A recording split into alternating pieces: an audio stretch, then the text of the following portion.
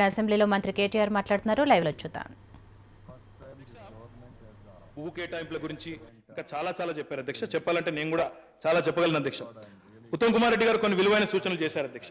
చెప్పారు కొన్ని విషయాల్లో ఇంకా మీరు గైడ్ లైన్స్ ఇష్యూ చేయలేదు, చేయండి అన్నారు. క్రెడిట్ గ్యారంటీ స్కీమ్ గురించి చెప్పారు. క్రెడిట్ గ్యారంటీ స్కీమ్ విషయంలో మేము ట్రై చేసాము అధ్యక్ష. సిడ్బీతో ప్రయత్నం చేశాము.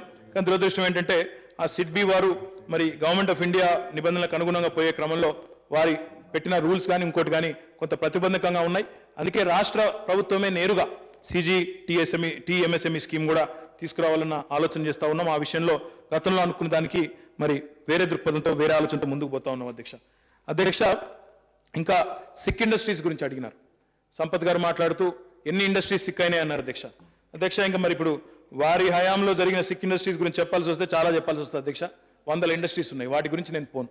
కానీ కొత్తగా తెలంగాణ ఏర్పడిన తర్వాత ఇక్కడ ఇండస్ట్రీస్ సిక్ కావడానికి వీలు లేదు అనే ఉద్దేశంతో ఈరోజు ఇండస్ట్రియల్ హెల్త్ క్లినిక్ పేరిట దేశంలో ఎక్కడ ఏ రాష్ట్ర ప్రభుత్వం చేయని ప్రయత్నాన్ని కేంద్ర మంత్రి కల్రాజ్ మిశ్రా గారు, సెంట్రల్ ఎంఎస్ఎంఈ ఇండస్ట్రీ మినిస్టర్ గారు, వారిని కూడా కలిసి వారి ఆశీర్వాదం కూడా తీసుకొని వారి భాగస్వామ్యాన్ని కూడా కోరుతూ మొట్టమొదటి రాష్ట్రంగా తెలంగాణ ఇండస్ట్రియల్ హెల్త్ క్లినిక్ ని కూడా ప్రవేశపెట్టబోతా ఉన్నాం అధ్యక్ష. తద్వారా ఇన్సిపియంట్ 6 స్టేజ్ లో ఉన్నవి కానీ సిక్ ఇండస్ట్రీస్ కానీ ఏవైతున్నాయో వాటిని కూడా ఆదుకునే ప్రయత్నం చేస్తా ఉన్నాం అధ్యక్ష. గౌరవ సభ్యులు వారి దగ్గర సరైన సమాచారం లేదు అధ్యక్ష. ఐకియా గురించి చెప్పారు. ఐకియా వచ్చింది వెనక్కిపోయింది అన్నారు అధ్యక్ష. ఎక్కడ వెనక్కిపోలేదు. 2017 జూలై మాసంలో ఐకియా భారతదేశంలోనే మొట్టమొదటి స్టోర్ని హైదరాబాద్ లో ప్రారంభించబోతుంది. ఆ ప్రారంభోత్సవానికి తమరిని కూడా ఆహ్వానిస్తామని చెప్పి కూడా నేను సందర్భంగా తెలియజేస్తా ఉన్నా అధ్యక్ష. ఐటీఐఆర్ గురించి అడిగారు. నేను ఇప్పటికే ఇదివరకే చెప్పున్నా అధ్యక్ష. శాసన మండలిలో చెప్పాను, శాసనసభలో కూడా చెప్పాను. ఐటీఐఆర్ మన పథకం కాదు అధ్యక్ష, అది కేంద్ర ప్రభుత్వ పథకం. గతంలో యూపీఏ ప్రభుత్వం ఉన్నప్పుడు ఆ పథకాన్ని తీసుకొచ్చారు. ఆ పథకంలో అల్టిమేట్గా ఒక ఇన్ఫర్మేషన్ టెక్నాలజీ ఇన్వెస్ట్మెంట్ రీజన్గా హైదరాబాద్ని గుర్తిస్తూ ఇక్కడ ఒక 2,35,000 కోట్ల పెట్టుబడులు వచ్చే అవకాశం ఉంది. దీనికి కేంద్ర ప్రభుత్వం మరి మౌలిక వసతుల విషయంలో సహాయం చేస్తుందని చెప్పారు. కానీ కొత్త ప్రభుత్వం వచ్చిన తర్వాత, ఎన్డీఏ ప్రభుత్వం వచ్చిన తర్వాత వారు పునరాలోచిస్తూ ఉన్నారు. నేను కేంద్ర ఐటీ మంత్రి గారిని, ఇండస్ట్రీస్ మినిస్టర్ గారిని, అదే రకంగా ఆర్థిక మంత్రిని కలిసిన ప్రతి సందర్భంలో అడిగాను అధ్యక్ష.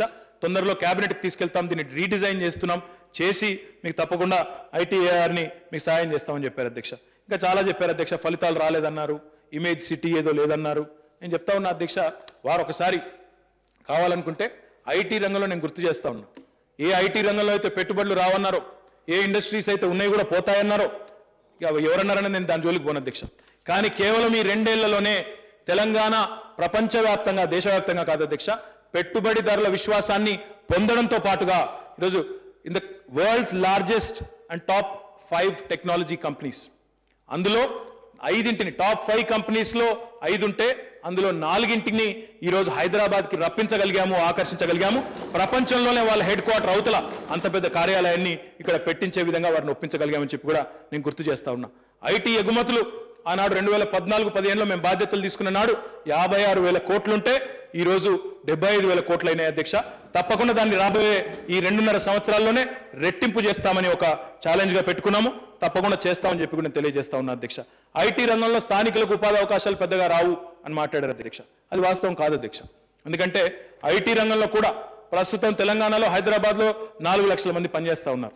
అందులో డెఫినెట్గా చాలా పెద్ద ఎత్తున తెలంగాణ వారు ఉన్నారు. ముఖ్యంగా తెలంగాణ ప్రభుత్వం వచ్చిన తర్వాత టాస్క్ ద్వారా చాలా అద్భుతమైన శిక్షణ ఇచ్చి వేలాది మంది పిల్లల్ని ఈరోజు మనం శక్తివంతులు చేయడం ద్వారా పెద్ద ఎత్తున స్థానికులకు ఉపాధి అవకాశాలు కూడా వస్తూ ఉన్నాయని చెప్పి కూడా నేను తెలియజేస్తా ఉన్నా అధ్యక్ష.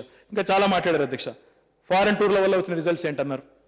ఫారెన్ టూర్లకు పోయి వారందరినీ ఒప్పించి మెప్పించి ఈరోజు మనం వారిని తీసుకొస్తేనే ఈ కంపెనీలు, ఒక గూగుల్ కానీ, ఒక అమెజాన్ కానీ, ఒక యాపిల్ కానీ, ఒక ఫేస్బుక్ కానీ, వీళ్ళందరూ కూడా ఊరికే రావడం లేదు అధ్యక్ష.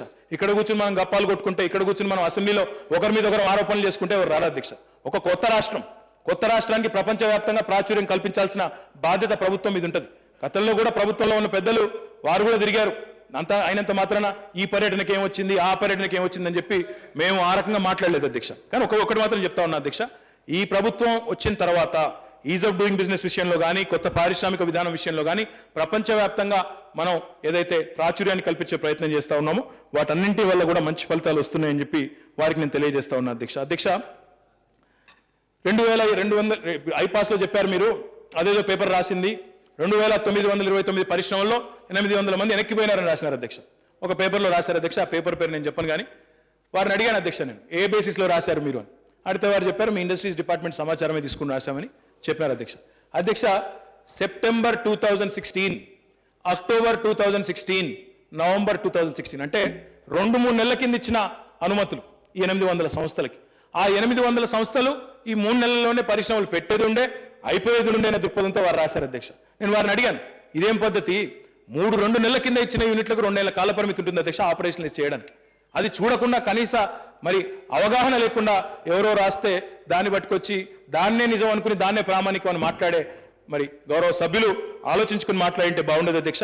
ఇవన్నీ కూడా 2929 యూనిట్లకు గాను సంవత్సరం కిందట పర్మిషన్ ఇస్తే ఇప్పటికే 1100 పైచిల్కు యూనిట్లు ఆపరేషనలైజ్ అయినాయంటే నిజంగా కూడా ఇది ఒక ఘనమైన విజయం. అదే రకంగా ఇంకొక 400 యూనిట్లు ఆల్మోస్ట్ చివరి దశలో ఆపరేషనలైజ్ అయ్యే చివరి దశలో ఉన్నాయని చెప్పి కూడా నేను గుర్తు చేస్తా ఉన్నాను అధ్యక్ష. ఇంకా చాలా చెప్పారు అధ్యక్ష. ఆదరాబాదరాగా అనుమతులు ఇస్తున్నారన్నారు. ఇక కొంతమంది అయితే మనీ అండ్ మ్యానిపులేషన్ అన్నారు అధ్యక్ష.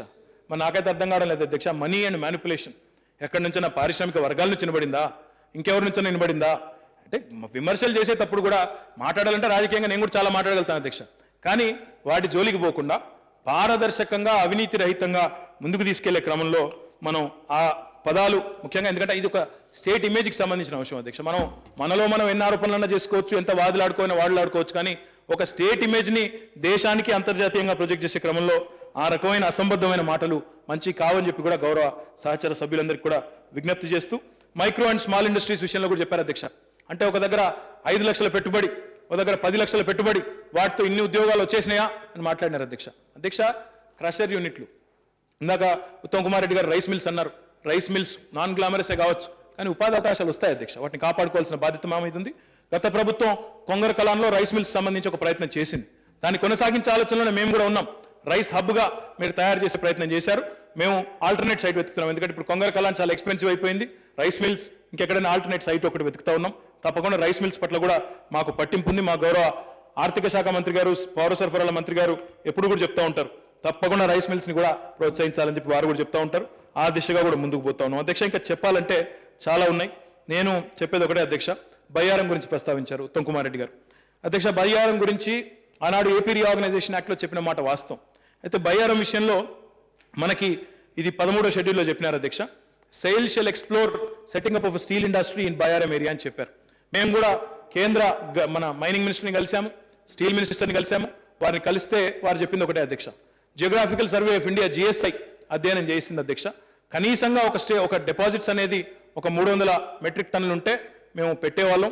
కానీ చూస్తూ ఉంటే మాత్రం కేవలం లో గ్రేడ్ ఐరన్ ఓర్ ఉంది, కేవలం 200 మెట్రిక్ టన్నులు మాత్రమే ఉందని చెప్పి వారు చెప్పారు. కానీ మేము విజ్ఞప్తి చేశాం, అవసరమైతే మరి సేల్ కాకపోతే NMDC కాకపోతే ఇంకొకటి, కానీ మనం అక్కడ ప్లాంట్ పెట్టాలి, కనీసం బెనిఫికేషన్ ప్లాంట్ అన్న పెట్టాలి. పెడితే బయ్యారం ప్రాంతంలో ఉపాధి అవకాశాలు కూడా పెరుగుతాయని చెప్పాము. గౌరవ స్టీల్ మినిస్టర్ గారు చౌదరి బీరేందర్ సింగ్ గారు నేను తప్పకుండా పర్యటన కూడా వస్తాను. దానికి ఒక టాస్క్ ఫోర్స్ కూడా వేశారు, ఒక కమిటీ కూడా వేస్తున్నారు, మన విజ్ఞప్తి మేరకు వేస్తున్నారు. కాబట్టి